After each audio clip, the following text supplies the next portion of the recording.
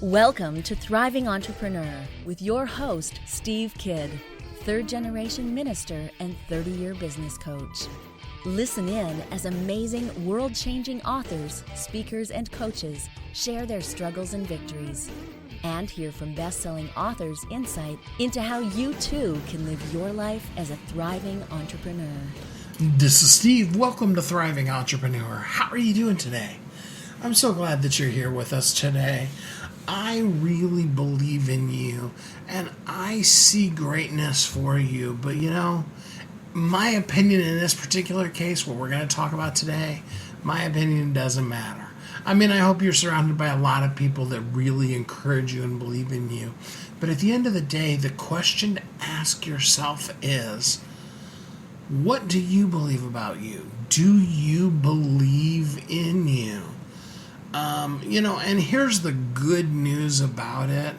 Whatever you may have believed, even 5 minutes ago, from right this minute that you're starting to listen to this, you have at your fingertips change and the ability to be able to chart a whole new path for your life, to be somebody better, different, whatever. But most importantly, it isn't necessarily about the road that you're on, but about the road that your mind is on.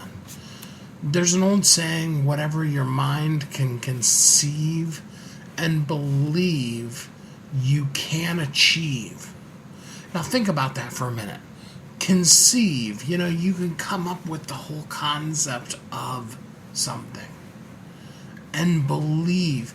That doesn't just mean that, I think I can. Don't get me wrong, I love The Little Engine That Could, and it's a great story. But in this case, it has to do with even that deeper level of belief. If you want to use that story, because it is a very good one, it starts from sitting at the bottom of that mountain, and no matter what anybody else is saying, good or bad, you believe you can top the top of that hill. And again, like I said, it doesn't really matter where you are on the journey. It doesn't matter how high the mountain in front of you may be. It doesn't matter what anybody else has said. You have greatness in you. And the only thing that stands between you and that amazing greatness that you already have, I'm not talking about something that you can go get, something you can learn, something you can acquire. I'm talking about the fact that it's already inside of you. That you have the ability to make it, to climb that hill, to be the best version of yourself. You are an amazing person. I believe in you. Unconditionally, I'm so grateful for you listening to the show. And I want to be the voice, if you've never heard it before, that says to you, I believe in you. I believe that to be true. But now I want you to hear that phrase from a different voice. I'll be the stand-in for that voice, but I want you to close your eyes, not if you're driving, but otherwise close your eyes, and I want you to visualize that little voice inside of you, that one that's sometimes critical, sometimes even downright mean to you.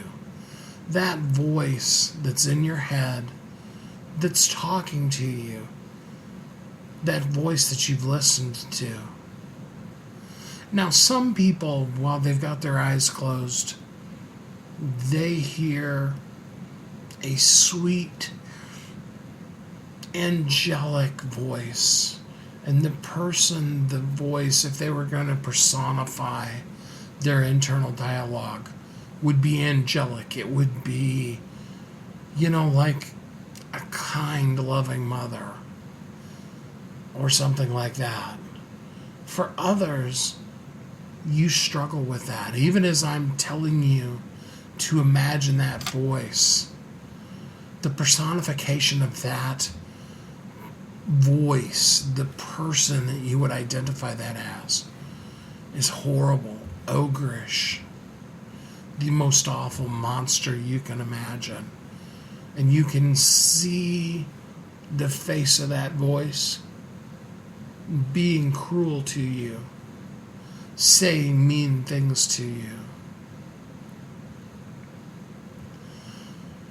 Whatever that picture is, the good news is that it can change right now. So with your eyes closed, I want you to imagine possibility. That everything and anything in the whole world is there for you.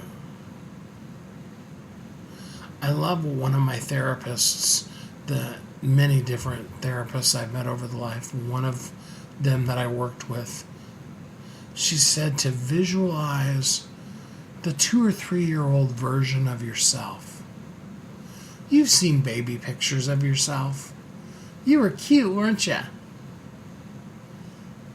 Remember back to that very earliest memory, good memory that you have. That happy, sweet child without a care in the world. And then I want you to hear that wonderful, sweet presence say to you, you're worthy, you're enough, I believe in you. You've got this.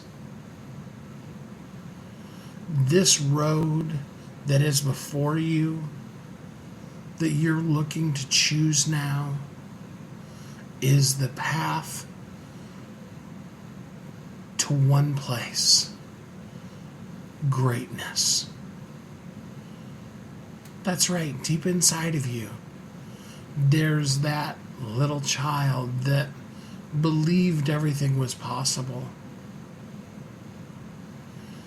And I want you to hear that child's voice telling you right now how amazing you are and how great from here on out your life's journey is going to be.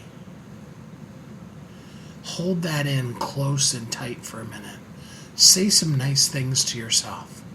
Remember, I am statements are powerful. You can say, I am wonderful. I am great. I am strong. I am powerful. I am beautiful. And along with all of those comes a belief. It circumvents that frontal part of your mind that's always talking trash about you and moves right to your subconscious, to your belief systems, and begins to instill that in you. So take a minute and say some nice things about yourself. Say, I am. I am wonderful. I am going to make it. I am successful. I am amazing. I want you to hold that close. I want you to hold that feeling. I hope it's a great feeling. For some of you that this is a new thing, that you've never done something like this in your life, I hope that it has you, tingling or at the point of tears or someplace wonderful and special. Hold on to that through this whole entire show, because we're going to talk to you about possibility, about how amazingly great you are, and then no matter what that negative Nelly inside of you wants to try to bring up, even right now, that none of that matters, because you are amazing. You are worthy, and I believe in you. If you have a mirror anywhere close, I want you to look in the mirror, and And I want you to say to yourself, I believe in you. Say it over and over. The first time you say it, you're probably going to laugh at yourself. But I want you to hear you say to you, I believe in you. Like I said, it's not my opinion that matters today, but I will be the stand-in. If you've never heard it before, if you've heard it 1,000 times before, I want to be the voice today that says to you, I believe in you. With all of that in mind, hold on to that tightly. We're going to go on a ride today, a fun one, that's going to take us on a journey through some best-selling books, discussions with some amazing best-selling authors that are going to show us that you are amazing. You have everything you need right inside of yourself right now. That you can do it, and you're going to. That no matter where you've been before, today you're on a path. And that path leads to living as a thriving entrepreneur. You've heard Kathy and I talk about it. You've seen the workshops. You have watched as others of your friends have become a best-selling author. And now it's your turn. Let me ask you this. What would being a best-selling author do for your business? Over 80% of people surveyed said that they want to write a book, which means that if you're listening, you probably are one of those people. Now is your time because you have a message that needs to be shared. That message is not for you. It's not for your ego. It is because it serves other people. Kathy and I are here to help you share your unique brilliance with the world. All you need to do is go to WeHelpYouThrive.com, check us out, and find out how you can be a best-selling author today. Welcome back to Thriving Entrepreneur. This is Steve. Welcome back. Thanks for listening today to Thriving Entrepreneur. Today we are going to help you hold close that image that you saw of yourself in the first segment, where you can say boldly to yourself, I believe in you. I'm joined by some great, amazing best-selling authors, and today we're going to walk through the journey of their book as they pour into you more to help you believe in yourself and to know that no matter what has been, you are on a path to success. Rerouting. Sometimes the path that we're on in life isn't the direction we should continue going. Sometimes it's a bad thing. Sometimes it's just a change that needs to happen.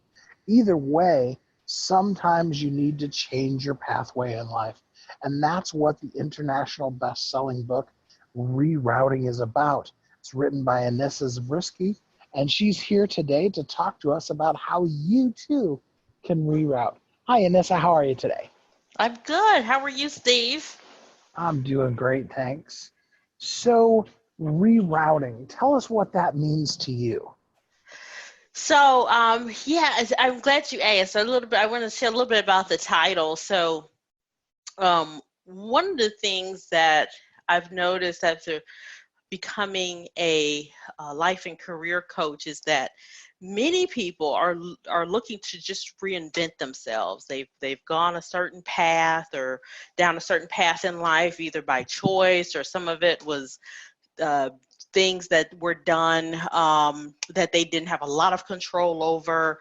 And then they find themselves looking where they need to get out and do something new, whether it be a new career, or they're taking a new relationship, they're getting married, maybe they're getting divorced and they need to restart or get out in the dating world. There's some event or some series of events that cause them to think that they need to change. And so with that, reinvention. And I know every year, a lot of people make New Year's resolutions and so forth to try to reinvent themselves or change things about the way they look or things that are going on in their life.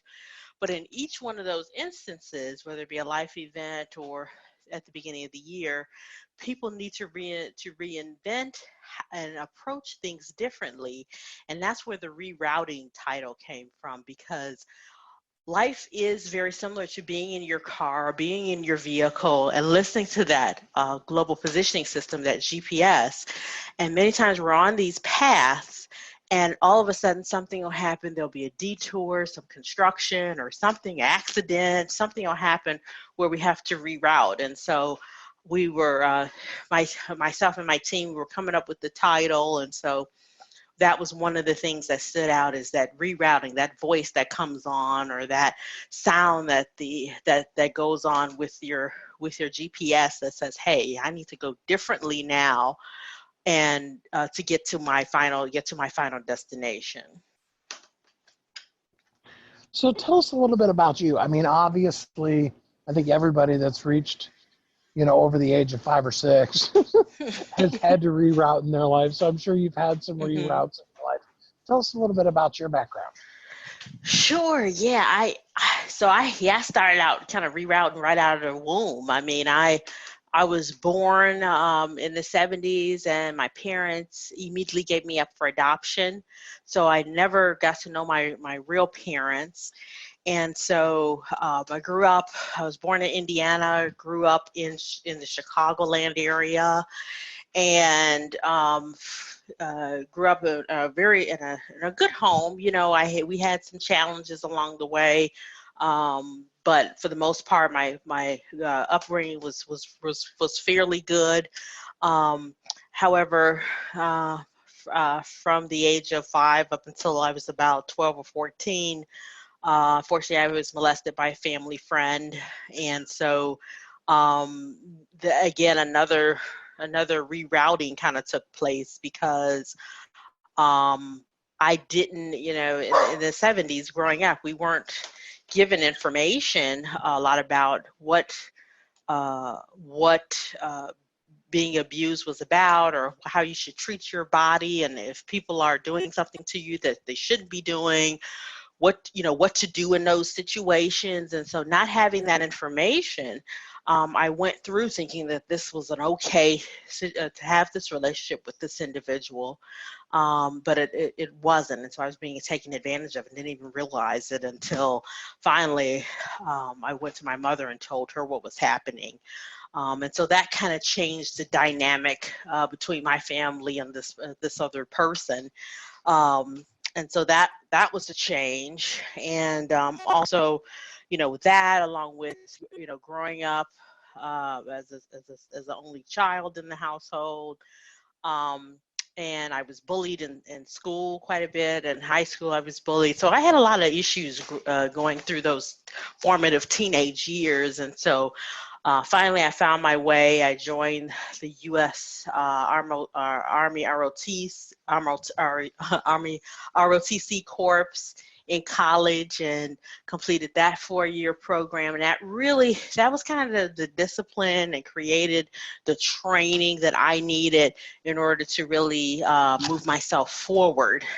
And get prepared as I came out of college. Went to Chicago State University, and got my degree in business, then went on to join the working world. And while I was working, I went to school part-time to get my MBA. And so after that, started entering the work world, and was really excited to hit the ground running, and moved around a few times with various positions. I'm a human resource professional by trade, and so in those roles, you kind of go where the need is greatest. And so I got a chance to move around a lot along the way. We talk about rerouting. Along my path in life, I had it all kind of figured out how I was going to move my career forward. I moved from Chicago in my 20s to Arizona, and there made a pit stop and got married. met my wonderful husband, who we've been married now for over 15 years. but that was not, again, not something I had necessarily planned, always, kind of looking for me to meet the right person, and wasn't expecting, again, when you're in the car we call life, and you're driving along, you get that opportunity to kind of change your course. And so I did that. And as I got married, we moved around again some more. As my career was growing, thought I was on way to a super successful career. And then one day I get the call that many people have gotten in 2008, especially with the recession and so forth, that my job had been eliminated. So that was a real low point for me, because I was so I was kind of one of the primary supporters in our household, and we had just bought a brand new house. We had just relocated from Phoenix to New Jersey, and so I just didn't know what was going to happen. And first time in my adult career, had never been unemployed, and so began to come up with some strategies to try to get back out in the work world, and so things have definitely been on the uptick. Now, moving forward with my career, and then began to work as a life coach just recently, focusing on helping people with career management and career development, and then looking to just try to help people overall. Try to, I don't want people to make the same mistakes I have made in life, and also provide them with some tools to deal with change when it comes to you. And so that's where I'm at today. All right. So obviously there's been a few reroutes in your life too. I think of the old phrase, man makes plans and God laughs. You know, but when a person finds themselves, at a crossroads or stuck somewhere, what is a tip? What's a trick that we can use to reroute ourselves? I think the important thing to do when someone finds themselves in a situation where it is a pivotal moment where they need to make life changes, the first thing to do is trust in your faith. And so one of the things that I did, as I went through various changes, the one constant that remained was prayer. I remained prayerful, remained going to church, and reading the Bible, or and I'm not saying that that Christianity is the only way to go, but whatever grounds you from a faith standpoint, that's the first thing to do, is to just find solace in that.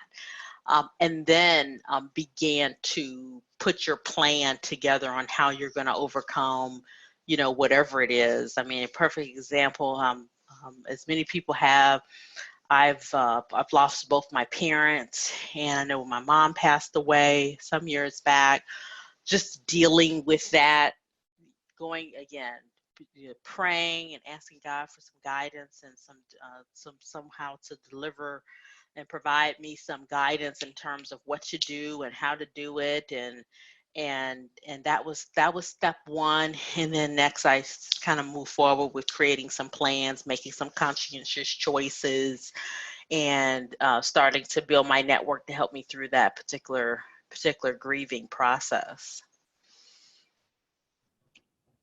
So what is the biggest thing that you think holds us back from just being at a crossroads, knowing where we're going isn't working, and making that change?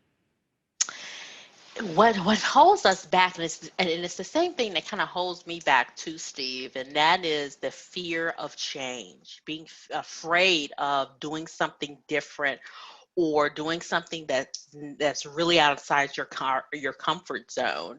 And so that's really, I think, one of the main things that keeps people stuck in a situation, is not letting go, not seeking help or counsel to try to find different ways to move forward, because it's easier said than done. We can easily say, oh, something happens, let's let it go, let's move forward. And the reality of it is we're all human. And so we want to hold on to these feelings. We want to hold on to that grief. We want to hold on to that anger that we feel toward that spouse that we feel did us wrong. We want to hold on to these things, when in actuality, we should be stepping back and looking to try to make some sort of change so that we can move forward. And sometimes we don't know what that is. In many cases, we don't know what that is because it's an area we haven't been in before. And that's where relying on our faith, building a network, if there's a coach or someone that we can go to kind of talk through the situation, those are people that can really help us kind of get grounded. So what words of encouragement do you have for a person who has heard what you've said and they're willingly going to make a change in their life? Well, words of confidence, hopefully, that I can instill in them is to definitely look inward, try to take self-inventory of what's going on with you. You know, for example, one of the things I had to do when I found myself without employment was I had to stop and think about the different events that probably led up to that. Yeah, sure, the position was eliminated.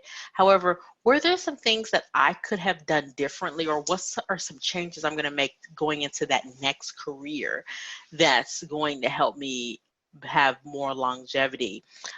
For people that are going through a marriage or a divorce, it's just sitting back and thinking, hey, you know, what were some things that I could have done differently to make the marriage last? What were some things differently that I could have done to make sure that the next partner that I select is someone that will give me and treat me the way I want to be treated? So taking that self-inventory is really important, and I would just encourage people to do that. And we talk about it in the book as well, getting professional help. Oftentimes, you know, Oprah Winfrey says, create the highest, grandest vision possible for your life because you become what you believe. And so getting your belief system in place. A lot of times professional help professionals can help guide us there, whether it's consultants or people for counseling or coaching, or if we need to take some additional training or awareness to kind of move us forward. Identifying what that is and making steps to get that go in that direction that you need for additional help and support. I think that's a good point. I know that the saying always holds true. What the mind can conceive and believe, it can achieve. And this, I really appreciate you spending the time with us today. The book is called Rerouting, A Guide to Changing Your Pathway in Life. There's 10 ways in this book that you can reinvent yourself. We just barely scratched the surface. You need to get this book from Amazon so that you too can learn how to reinvent yourself when necessary and reroute, not be stuck on one path, but to reroute to the place that you need to go. Rerouting, A Guide to Changing Your Pathway in Life by Anissa Zabriskie. Thanks so much for being on the show with us today, Anissa. Oh, this has been a delight, and I'm so happy to be able to share this message with people. Thanks, Steve, for having me. There is nothing like the power of rerouting. Nothing like the ability to change the path you're on. To take the you that you see in the mirror that you've been critical of and to put yourself on a new path. To be able to embolden yourself I love that phrase from Star Trek, to boldly go where no one has gone before. And by that I mean to boldly go to a place that you've never been before, but that you're destined to. A place to be the best version of yourself. I hope you will check out Rerouting. It's an amazing book because it's written to help bring out the amazing person that is you in life so that you can live as a thriving entrepreneur. Don't go away. We'll be right back. You've heard Kathy and I talk about it. You've seen the workshops. You have watched as others of your friends have become a best-selling author. And now it's your turn. Let me ask you this. What would being a best-selling author do for your business?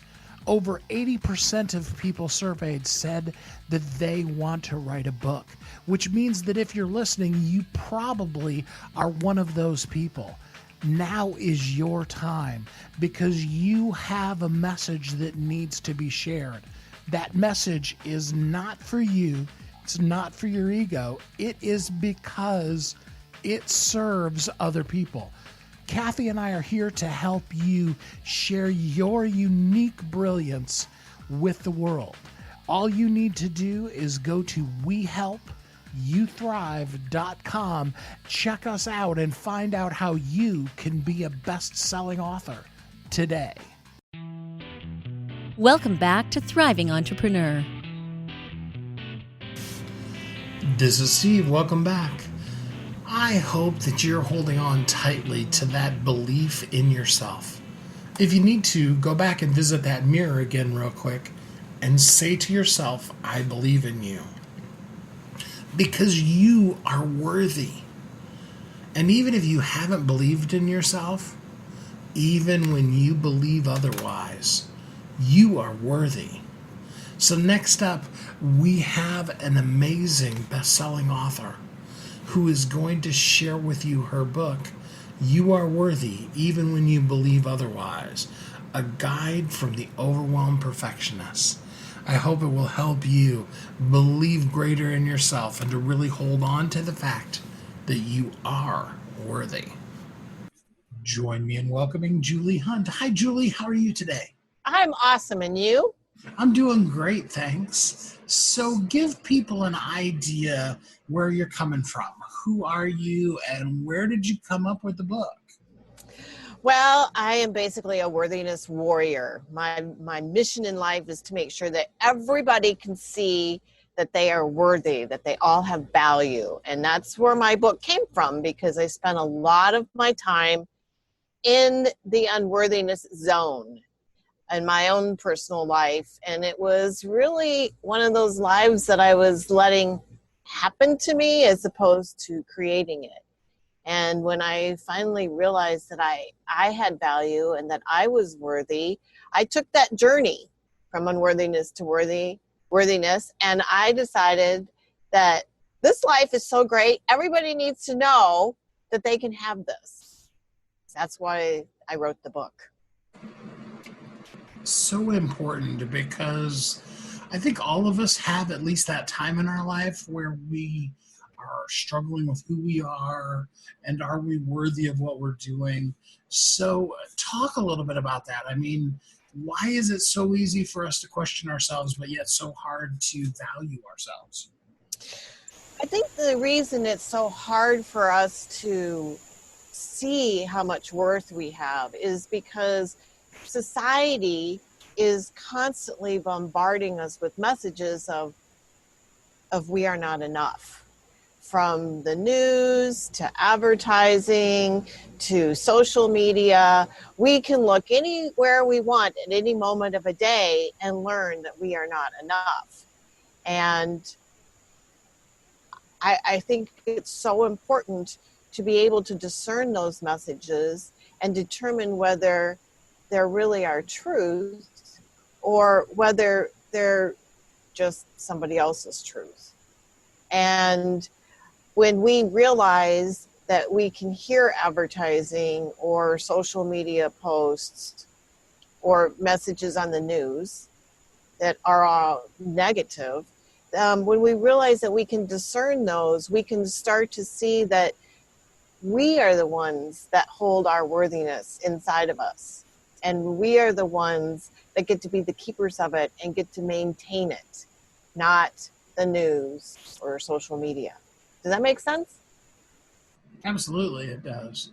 I mean, I think the whole key behind the subtitle of your book even when you believe otherwise, is so important to really getting through to people's own worthiness. I think a lot of us spend a lot of time just seeing that one thing that we wish we would change. You know, you look in the mirror and you're like, oh, if only. You know what I mean? Oh, absolutely. In fact, I used to, and most people will go to bed at night and think about the 10 things they had on their list. They probably finished 8 of them, but they'll focus on the 2 that they didn't. Yeah.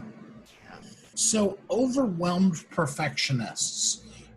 So many things come to mind, but give me, what is your definition of an overwhelmed perfectionist?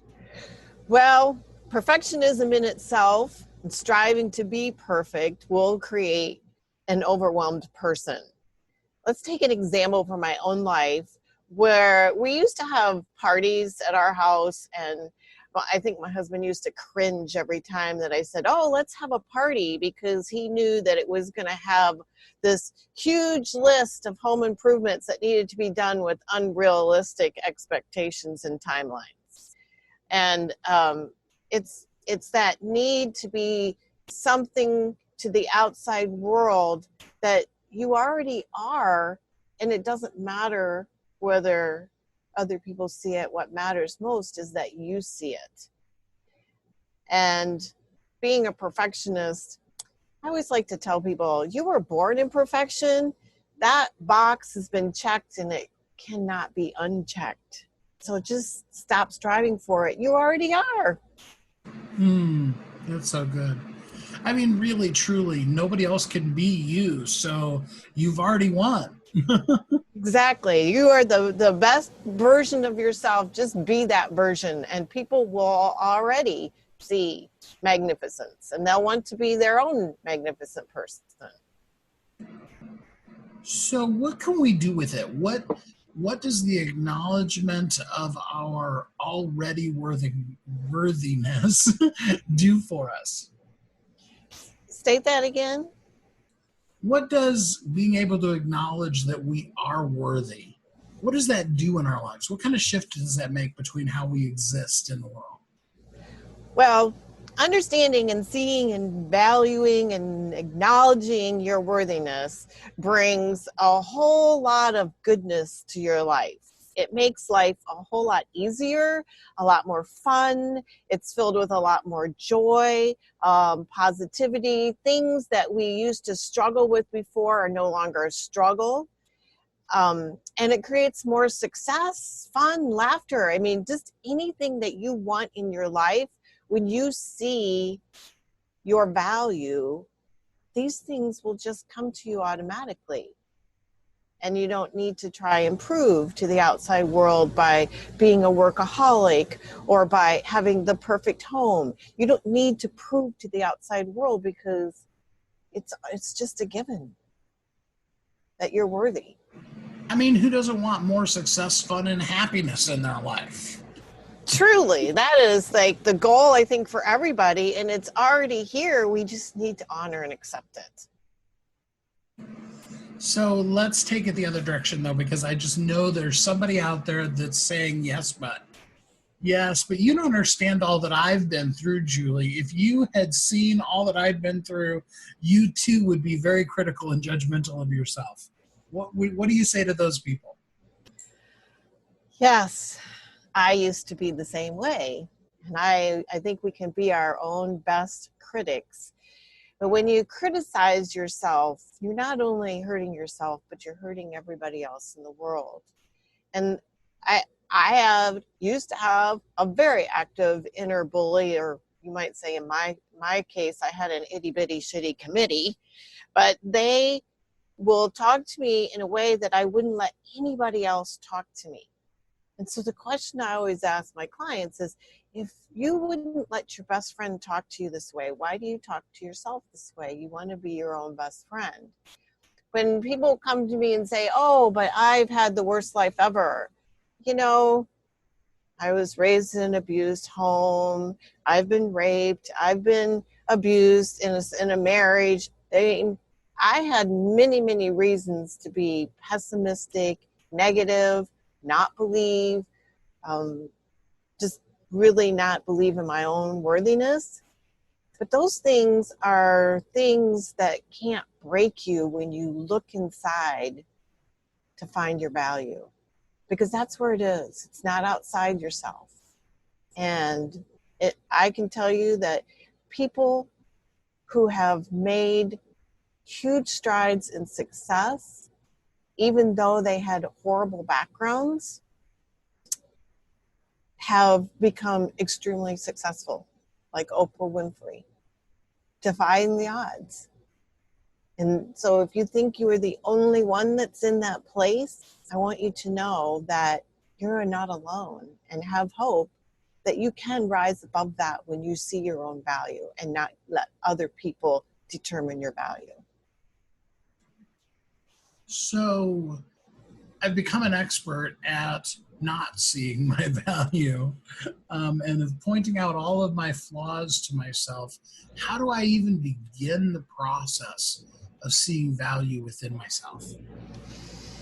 The first thing to do is to understand that how you got here, and listen to your own self-talk.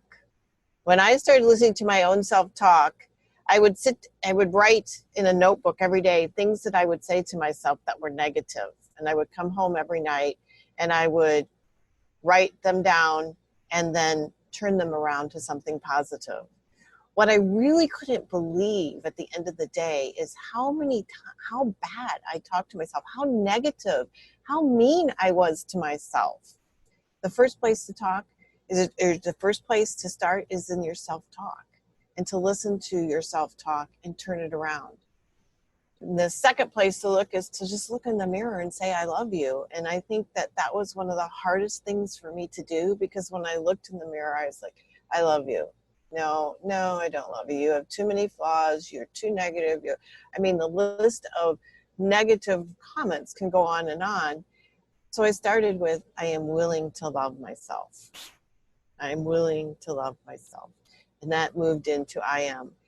But self-talk and just learning how to love yourself and saying these things over and over will help replace the negativity with positivity. That's really important, because your mind doesn't know any better. If you tell yourself I am, and I try really hard not to say those negative things after the I am, because I don't want my brain to hear it. Your brain just believes it. It's like, okay. So why not tell yourself positive things about yourself? Yeah, go ahead. Absolutely. In fact, I can tell you that you might be at work and you might berate yourself about nobody sees my worth, my value, and come home and you can spend 5 or 10 minutes visualizing positive things or saying positive things to yourself, and that can totally override a whole day of negativity. Because positive statements have way more power and energy than negative ones.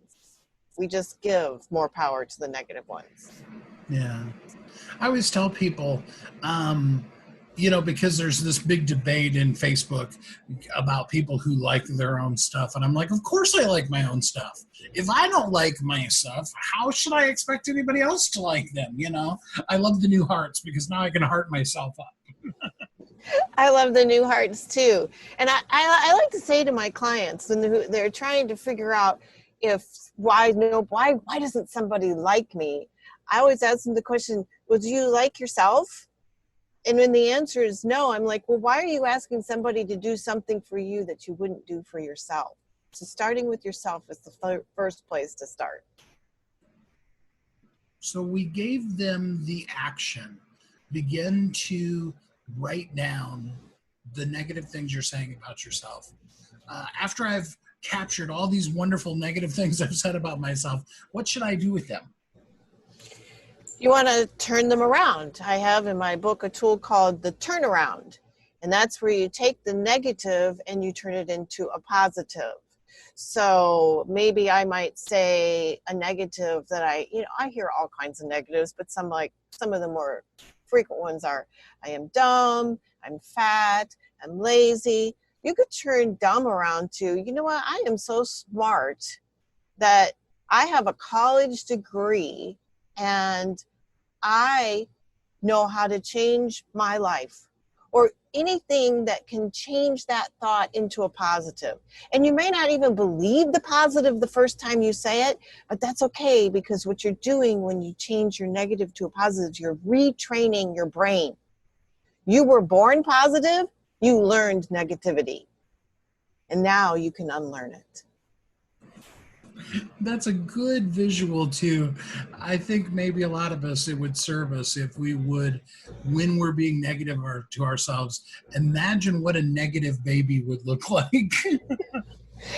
I don't think they exist, do they? Oh no, they definitely don't. It would just be funny even to think about them. Absolutely. All right, so the book is called You Are Worthy, Even When You Believe Otherwise, a guide to the overwhelmed perfectionist. Of course, obviously you can get it on Amazon, best-selling book. But Julie, what else could people do if they want to take a little deeper dive with you and work with you further? Well, they could hop onto my website and they could book an aha session with me if they wanted to learn a little bit more. It's a complimentary session where we look at the fears and the doubts that might be holding them back in life that they don't even realize are holding them back. And tell us your web address. My web address is www.julee, Julee Hunt .com. Sorry. So www.juleehunt.com. Just make sure you spell Julie right. JuleeHunt.com. You got it. And you can pick up her book, You Are Worthy, from Amazon, and then go deeper with Julie to find out that you really, truly are worthy and you are enough. Julie, thanks so much for spending some time with us on the show today. My pleasure, and thank you so much for having me. Do you see it in yourself? After listening to both of those books, but especially right now, hearing Julie share with you that you are worthy to be a warrior on your behalf in your life for your personal worthiness. Do you believe that? Don't be stuck in perfectionism. Don't allow perfectionism to overwhelm you to the place where you can't be the best version of yourself. If need be, let's visit that mirror again. Go back to it again and tell yourself, I believe in you. Keep saying it until you hold tightly to yourself the phrase, I believe in you. Because you are worthy. And no matter what you may have believed before, just like Anissa shared with us in the first segment, you can reroute your path in life and you can go further. Because what is in store for you, and it isn't somewhere in the future, it starts now, is your ability to live as a thriving entrepreneur. Don't go away. We'll be right back. You've heard Kathy and I talk about it. You've seen the workshops. You have watched as others of your friends have become a best-selling author. And now it's your turn. Let me ask you this. What would being a best-selling author do for your business? Over 80% of people surveyed said that they want to write a book, which means that if you're listening, you probably are one of those people. Now is your time because you have a message that needs to be shared. That message is not for you. It's not for your ego. It is because it serves other people.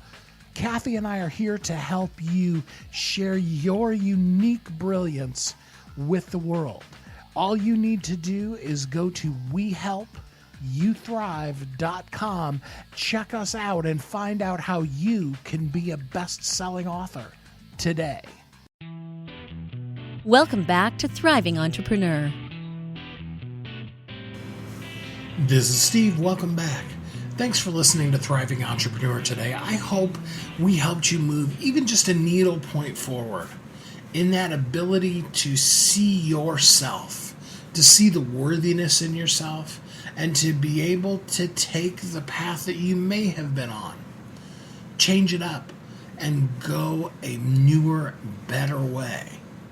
To be able to see who you are, but really more importantly, know who you're meant to be, and that you can get to where you're going from there. I really, really know that it's in you. And I hope that my stand-in as the voice telling you, I believe in you, will sink down deep into the core of your being. And that you will believe in you. That looking in a mirror and saying to yourself, I believe in you, becomes a daily, maybe even multiple times a day habit to help you really, truly pour into yourself, to invest in you. Because what you have to share with the world is so important. And that's what I wanted to take this last segment, because a lot of times, when we listen to something and it's like, oh, but what's all the hype and why are you going this deep into something like this? I get that. But we need to understand how important each of us individually is. I talked a couple of weeks ago on the show about the perfect, ideal, perfect world. And I know we don't live there. But each of us is made for, is meant for a purpose. The absolute perfect utopian world doesn't come from some kind of law that's passed that somehow all of a sudden makes everybody love each other. It starts each one of us individually being the best version of ourselves. You don't have any control over anybody else in the world anyway. But if you will be the best version of you, you will make the world a better place. Both your little pocket of the world as well as the entire world. None of us know who we are reaching, who we're talking to, what kind of an impact we're trying to make. And it's not fair to critique ourselves and what we may see as our reach by somebody else. Because Oprah Winfrey is amazing, no question about it. But when we hold her up against ourselves and judge ourselves by that, we do the world a disservice. Because Oprah did Oprah. Oprah does do Oprah. She's got that one covered. The person you need to be is you. I'll give you another amazing person. Her name, I don't even know her first name, was Billy Graham's mom. All she did was raise an incredible human being that touched literally lives all over the world, billions upon billions of people, kings and queens, beggars in the streets. But Billy Graham would be the first person to tell you that without her in his life, he wouldn't have been who he was. So no matter where you're in that spectrum, the people that you impact, they make an impact in the world. And when you get it done right by simply believing in yourself and being the best version of yourself, the world is a better place. And so this is where we come to the point in the show where I want you to understand. You've heard the commercials throughout the entirety of this show. If you've listened before, you've heard me talk about it. But I want you to really take a minute. Hopefully not have already clicked off, but really listen to the fact that you have a message that needs to go out to the world. You're enough. You're more than enough. And now it's your time to share your message with the world. And that, yes, we want to use social media and we want to use every means possible to be able to share that thing that is us, that unique brilliance in us with the world. But one of the things that we need to do is we need to write that stuff down. Because days, weeks, months, centuries from now, people are still going to need that unique brilliance that is you. That thing that you do so easily that you probably have discounted it and don't even realize how amazing it is. People need that solution. There's very likely somebody on Google right now searching for that thing that you do with grace and ease, that's going through that thing you just came through. Doesn't mean that you're necessarily on the other side of it, but you're far enough out of it that you can stand on the story of what was and move forward and share with people who are 1 step, 5 steps, 20 steps behind you, the things that you've discovered so far, so that they can get to where you are right now. And you're going to keep moving forward, and you're going to keep sharing with the people behind you. Yeah, there's wonderful people in front of you. They're sharing their stuff with you. It's your time to do that too. That needs to be documented. It needs to be written down. It needs to be somewhere where people all over the world, both now and for decades in the future, can hear that message. When you think about a book like Think and Grow Rich by Napoleon Hill, it was written in the early 1900s, still very powerful today. And the list goes on and on. You know, of course, obviously we could talk about books of the Bible and the impact that, regardless of religious belief, that they've made on people's lives. Your message needs to be written down and shareable so that the people that you're meant to reach, whether that be those in your immediate family or people all over the world, kings, queens, and princes, that they get your message. And that starts by a simple step. Join us at Bestsellers Guild. It's a free group. You can just go bestsellersguild.com, or if you're on Facebook, look up Bestsellers Guild, ask to join. We want to have you there. We want to share with you how to be able to write, publish, and market your book to bestseller. To do it in a system that makes it work so well. To simplify through all the clutter and get you to the place where you're sharing your message with the world. So please do come join us at Bestsellers Guild. Please do share your message with the world, because you are uniquely brilliant. You were created for a purpose, and the world needs you. I believe in you, and I hope by the time you've listened to all of this now, that you have a little bit of belief in you too, and that you will share that message with the world, because we believe in you. My wife Kathy and I started Bestsellers Guild to share you with the world. Kathy and I are here to help you live every day of your life as a thriving entrepreneur.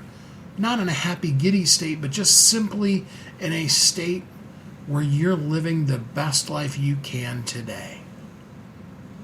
We would love to have you join us at Bestsellers Guild, and we hope that until next time we're together, that you will have a great week. Thanks for listening to Thriving Entrepreneur today. If you want to get your question answered, send an email to questions@wehelpyouthrive.com. We look forward to you joining us again next time. You've heard Kathy and I talk about it. You've seen the workshops. You have watched as others of your friends have become a best-selling author. And now it's your turn. Let me ask you this.